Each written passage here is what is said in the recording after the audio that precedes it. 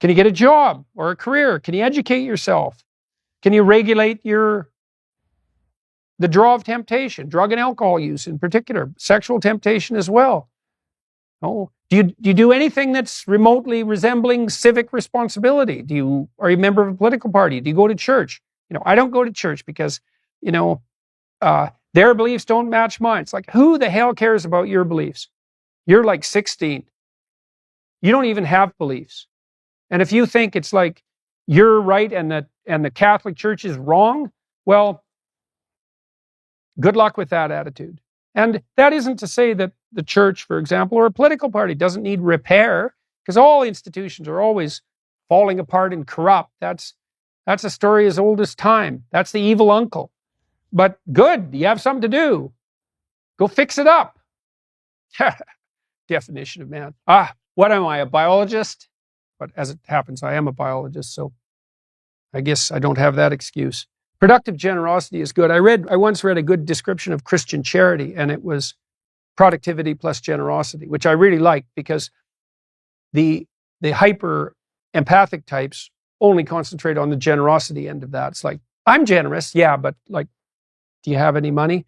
No, I'm generous with other people's money. Yeah, well, you're missing half the equation there. And that's really the distinction between conscientiousness and agreeableness from a personality perspective. Those are two cardinal personality traits. And agreeableness, which is basically an empathy dimension, has no correlation whatsoever with success in enterprise, business, creative domains.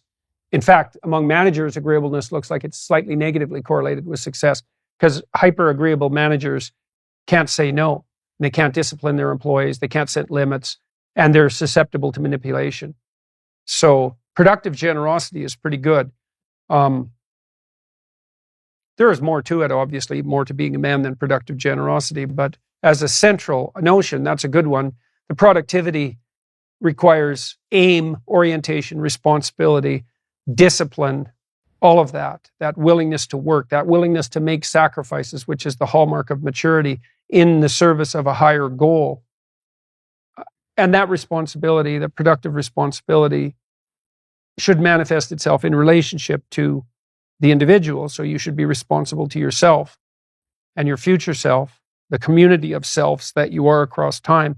And then you should be responsible for and productive for as many people as you can manage. And so that might be first your intimate partner, your wife, second your parents, your siblings, your children, maybe your children primarily, although, there's a trade-off there with your wife.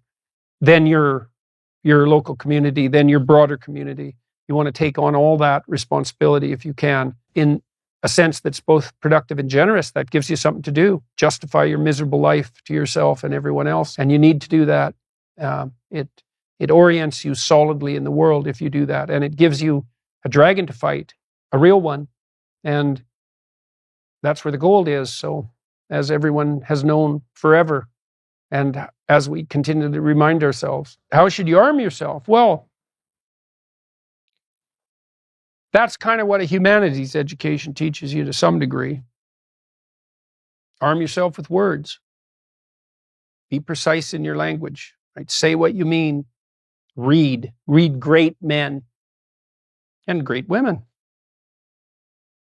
Make yourself literate. Get your tongue in order. Get it under your own control. Get rid of the ums and the likes and the you knows and the pauses. And get rid of everything you say that you only say to impress other people. And just see if you can say what you believe to be true. That's an adventure. That's the thing about the truth, If you aren't speaking the truth, well, you got to ask yourself, if you're not speaking the truth, who is it that's talking?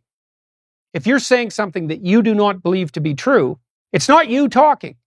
It's something else. It might be the part of you that wants to manipulate the other person into delivering what you think you want from them. Well, what is that spirit of manipulation that you've allowed to possess you? It's not you. Let's say you decide to live your whole life in that instrumental manner. You're going to craft your words like the student who says, well, I'm going to write what the professor wants to hear so I get the grade. It's like, well, you just turn yourself into that. Well, who is it that's doing that manipulating? It's not you, because those aren't your words. So even if you get the grade, it's not you that got the grade. It's the false you. It's the manipulative you. So you do that your whole life. You don't have your life. And then you think, well, God, that was a miserable life. I manipulated everybody. They were so damn stupid. They were sucked in by it. They're all contemptible. Everyone does it, which they don't, by the way. And so that's a pathway to bitterness. Partly because if you're a manipulator and you use your language falsely, you don't live your own life.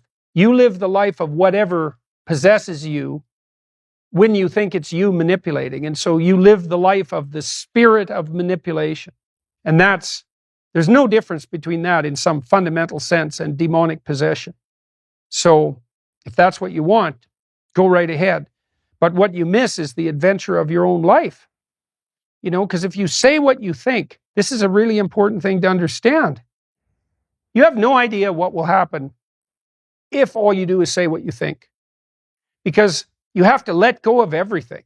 Just to do that, you have to assume that there isn't anything better that can happen than what happens if you tell the truth, no matter what happens. Because you say, I'll tell the truth and I get in trouble. It's like, well, is that good or bad? Well, it's not so good when it's happening. When you get in trouble, that can be devastating. But in the medium term or the long term, in my situation, I've gotten in trouble plenty of times for things I've said. And many times I thought, that was fatal. That was the end. I said something or it was misinterpreted. But often I said something that I was going to get taken out. I was going to get canceled. And that was the end of my reputation. And every single time, and I hope partly because I didn't say things that I didn't think were true, every single time it switched around. And so eventually the cancellation attempt not only failed, but massively backfired. But man, living in that gap between when the pressure was on, let's say, and it turned around, that wasn't pleasant. But it's certainly adventurous because you don't know what's going to happen. And maybe that is the adventure of your life, right? Imagine that the world was constituted so that the true adventure of your life emerged as a consequence of truth in speech and action. Because that would be reflective of the real you, so it would be you living. And then imagine that the adventure that would occur if you dwelled in the truth would be so overwhelming that it would justify all the suffering. And I think that's true. The great people I know are brutally truthful to themselves and other people. And they have insanely adventurous lives. And they also get more and more and more competent. I've talked to my daughter a lot about this. My daughter runs my companies. My daughter didn't know much about business when she started, and she was pretty sick too, and she didn't know a lot. And so it was easy for people who thought they knew a lot about business to pull the wool over her eyes. But Michaela has the ability to ask stupid questions, and we've talked about that a lot. It's like, you only have to ask a stupid question once if you're alert. You ask a stupid question, and if you're in a crowd and you ask a stupid question, 80% of the people in the crowd have the same question. They're just too cowardly to ask. But you ask and then someone actually tells you, you never have to ask that question again. You're no longer stupid.